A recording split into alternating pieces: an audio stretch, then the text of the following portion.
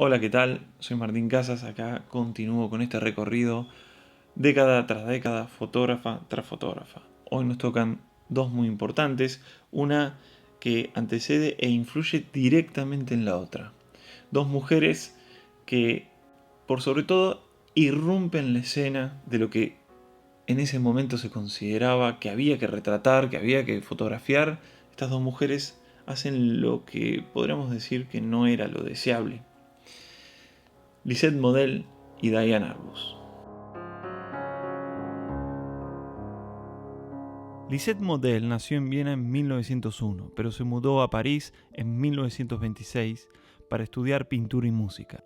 Fue en París donde conoció a André Kertész, quien influyó en definir su camino en el arte a través de la fotografía, aunque en realidad recibió un valioso consejo de Roger André, esposa de Kertész: nunca tomes una fotografía de algo que no te apasione. Model se trasladó a Nueva York en 1938 y comenzó a trabajar para revistas como Harper's Bazaar. Pero lo que verdaderamente le apasionaba fotografiar fueron esos retratos crudos de personas como cualquier otra. Poco a poco comenzó a explorar temas como la desigualdad social y la soledad urbana, produciendo imágenes directas y emotivas que capturaron la vida en la ciudad de Nueva York. El estilo de Model se caracterizó por una fuerte preocupación por la condición humana y la vida en las grandes ciudades. Bien, son dos aspectos los que me gustaría remarcar de la obra de Lisette. Uno es el momento en el que dispara, y el segundo aspecto es a quiénes toma retratos. Vamos a ver. Bueno, en esta foto, como podemos ver, por cierto, es muy bello este gesto que rescata Model, pero vamos a ver con el resto de las fotografías que estos gestos que ella rescata podrían tratarse de momentos intermedios. ¿A qué me refiero? Cuando uno va a tomar la fotografía de alguien, hay un momento en el que esa persona podría estar preparándose y que finalmente está preparada. ¿Sí? Bueno, yo te voy a tomar un retrato, disculpadme, me preparo y pose. ¿Bien? O si es un retrato callejero, lo configuramos nosotros, eso, lo determinamos eh, esperando hasta que se produzca la pose. ¿Sí? Entonces hay un momento donde detectamos al personaje hasta que encontramos el momento en que consideramos que está posando o que la acción o que la postura nos conviene para él. En eso, en ese trayecto, hay un intermedio donde consideramos que todavía no está para el disparo, porque son esas fotos que salen con muecas extrañas, con los ojos desorbitados como este personaje, etcétera. Sobre todo si vos haces fotos de recitales, bueno, entenderás lo que digo, ¿no? Acá pareciera ser que Model aprovecha ese disparo intermedio para rescatar un aspecto del personaje que podría estar pintándolo de cuerpo entero. Acá este personaje seguramente no anda así por la vida y no canta todo el tiempo así, pero presentar esta imagen eh, es mostrar un instante de la cantante que la podría dibujar, ¿no? Como si estuviera tomando un aspecto poco conocido, incluso por el mismo retratado, ¿no? Algo secreto, algo que está ahí entre medio de una cara y la otra, en medio de un gesto y el otro, y que ni siquiera nosotras, podríamos saber de nosotros mismos. Fíjense, ¿no? Acá de nuevo está incluso un poco fuera de foco. Y bueno, acá esta es una imagen que muestra de forma evidente lo que quiero decir. Si hay algo que tenemos que en teoría tratar de evitar, sobre todo si estamos haciendo fotografías de evento social, es tomar en el momento de la cena, de la comida, porque lo más probable es que pase esto que estamos viendo. Ah, justo en el momento que vamos a comer, no es para nada divertido, o sí, que esto pase. Entonces, Model evidentemente está buscando o bien decide, esto realmente no lo sé, si es que en la edición toma la foto dentro de esta secuencia de disparos o si dispara justo en los momentos. Yo creo que sí, que buscaba disparar ahí, donde se suponía que estaba en el medio de los dos puntos, ¿no? que mencionaba antes.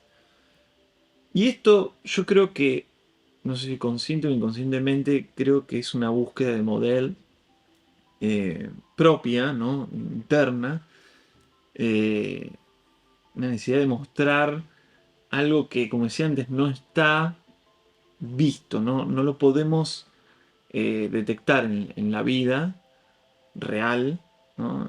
No podemos detener ese momento donde alguien hace una mueca extraña, pero sin embargo es un aspecto de las personas, quizá que no quieren mostrar o que no quieren asumir, pero están, y Model los pone ahí en evidencia.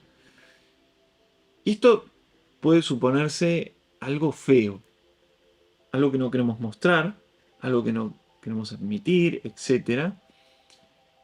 Y no queda solo en las muecas que detecta Model, sino que también sale a buscar personajes que no se suelen retratar, como este personaje de aquí, o personajes que no cumplen con ciertos cánones de belleza, ¿no? Bueno, según la época, ¿no? Esto un poco anticipa lo que vamos a hablar en unos minutos con Diane Arbus, que fue influenciada por Lisette Model, como decía antes. Entonces, Model sale a la calle a retratar a personas que no están dentro de las consideraciones de la fotografía bella, estética, artística, etc. Pero lo hace también, esto es lo interesante, lo hace especialmente con personas que pertenecen a un estrato social que yo calculo que esto le generaría cierta perturbación, ¿no? Entonces hace varias fotografías con personajes con cierto prestigio, ¿no? Con cierta clase. Y fíjense, los agarra dormidos, ¿m? Como este hombre que parece estar o por empezar a dormirse o despertándose, quién sabe, en una posición sumamente incómoda. Yo creo que si él elegía, no hubiese elegido esto para ser retratado. Y Lisette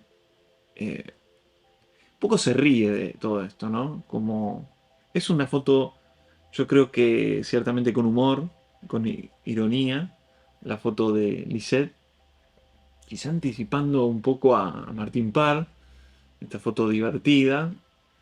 Quizá la falta del color haga que no pase lo que pasa con Martin Parr, que termina teniendo mucho más importancia el factor humorístico, el color ayuda, pero hay una insinuación de eso en la obra de Lisette, que como decía, va realmente a influenciar en la de Diane Arbus. Fíjense, ¿no? Estos personajes, otra vez, las muecas, eh, entre un punto y otro de la secuencia. ¿Ven? Acá de nuevo, ¿sí? Esta mujer seguramente perdiendo toda su compostura y acá esta otra mujer pareciendo estar muy compungida por todo esto. Bueno, esto que decía antes, lo supuestamente feo, ¿no? Lo que no queremos ver, lo que nos incomoda, lo que no queremos asumir de nosotros mismos. Y, como decía antes, tomando a personajes que no son considerados personajes estéticos, bellos, etcétera, etcétera. Sin embargo, aquí aparece algo que más adelante vamos a ver con esta idea de que lo que no es bello no es feliz. Bueno, todo esto lo vamos a ver en profundidad con lo que viene ahora, ya, a continuación, con Diane Arbus.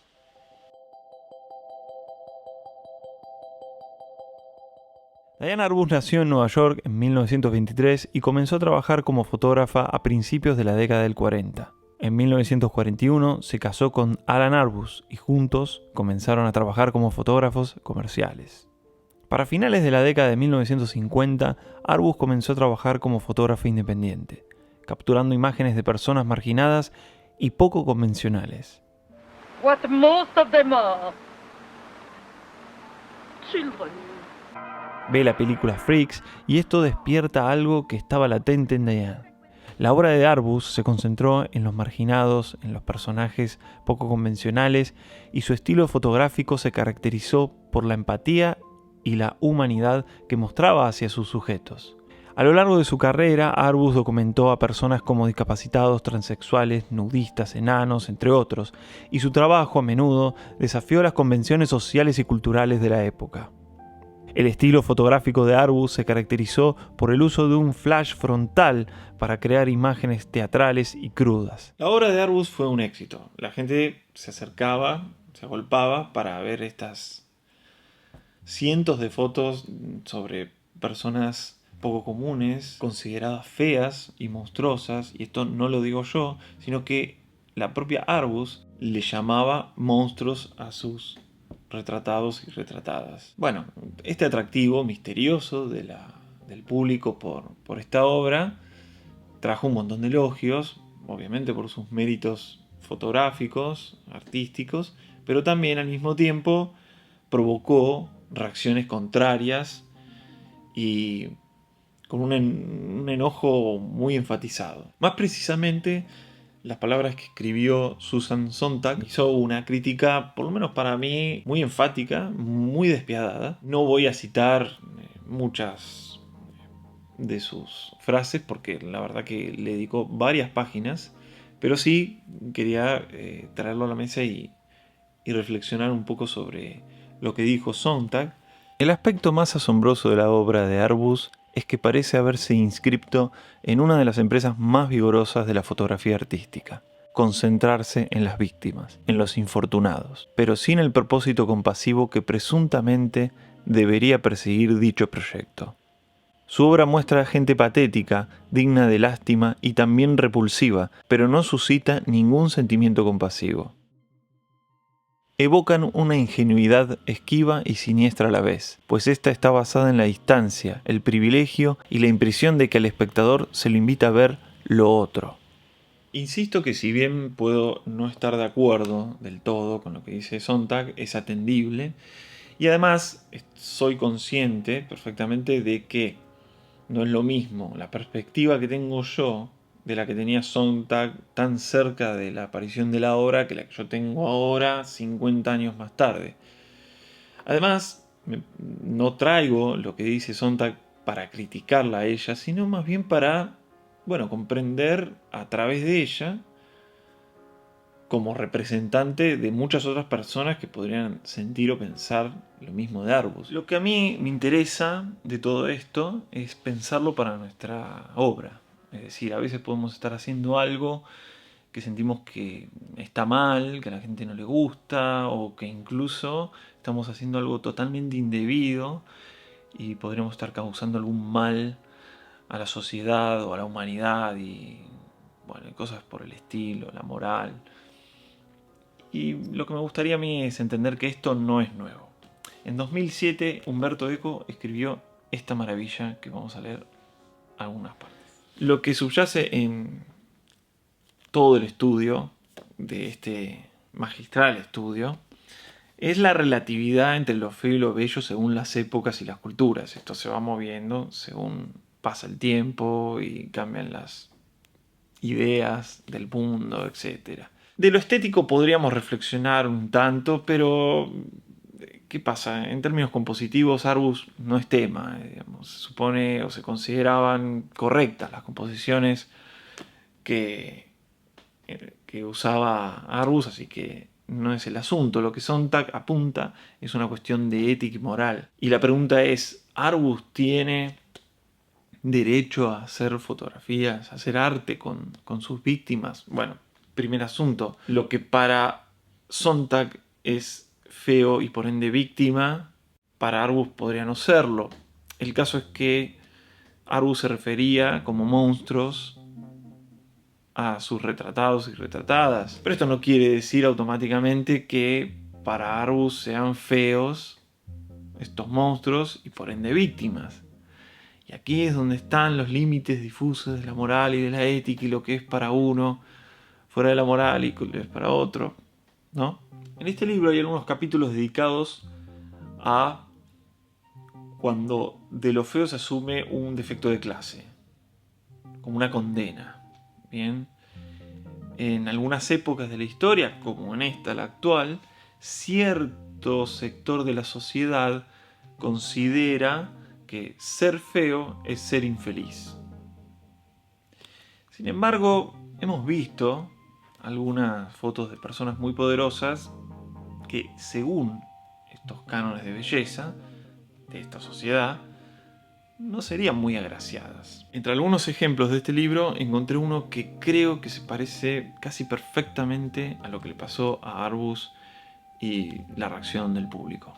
Es el caso de Pieter Bruegel el Viejo, gracias al cual el mundo de los campesinos, con sus fiestas, su grosería y sus deformidades, penetra en la gran pintura. Como en las sátiras de los rústicos, la pintura de Bruegel representa al pueblo, pero no está destinada al pueblo. Según observó Hauser en su Historia Social del Arte, los que quieren representar su propia vida son los grupos satisfechos de su condición, no los que todavía están oprimidos y desearían una vida distinta. El arte de Bruegel iba destinado a la ciudad y no al campo, aunque no por eso se le puede negar a Bruegel su atención fiel a las costumbres campesinas. Su representación del rústico no es feroz y burlona como la de las sátiras medievales.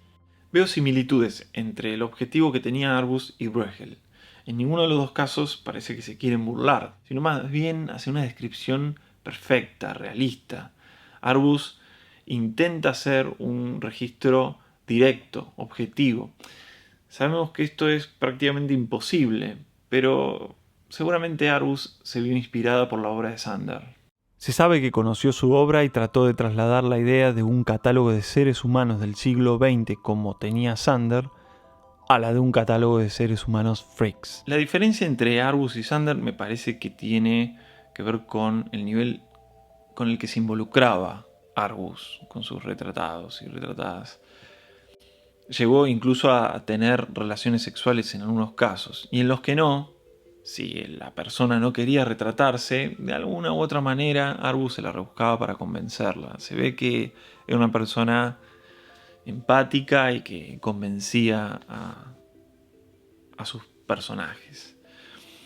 Volviendo a la comparativa entre Arbus y Bruegel, creo que sí se parecen mucho en el destino. Supuestamente, y esto lo marca Sontag, el ánimo de Arbus era el de provocar a una clase social, a una clase pequeño burguesa, a la que ella pertenecía pero detestaba.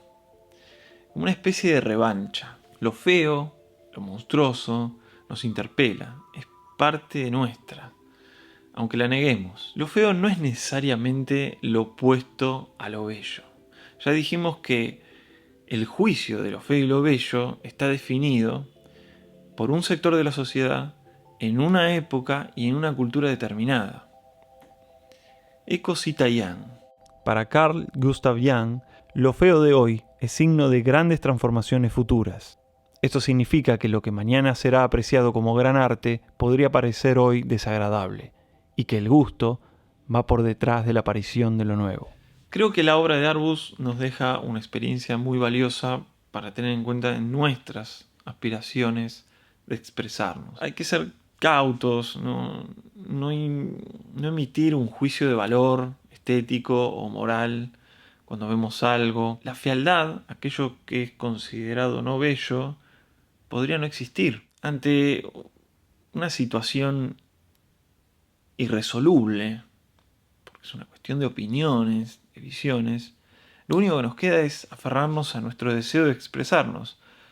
Nuestra voz, nuestra forma de ver el mundo, podría no coincidir con la de la mayoría, o no coincidir con un grupo de gente, o quizá con ninguna persona. Yo creo que la intención de Arbus nunca fue, o por lo menos creo que Arbus no consideraba el éxito que iba a tener su obra.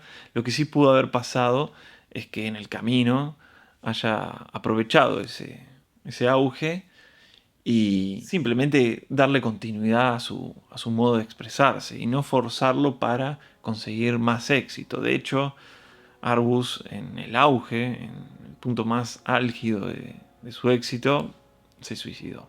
La obra de Arbus, bueno, admite un montón de formas de verla. Lo que sí podemos estar de acuerdo, creo, que fue disruptiva y que por eso seguimos hablando de ella hasta el día de hoy.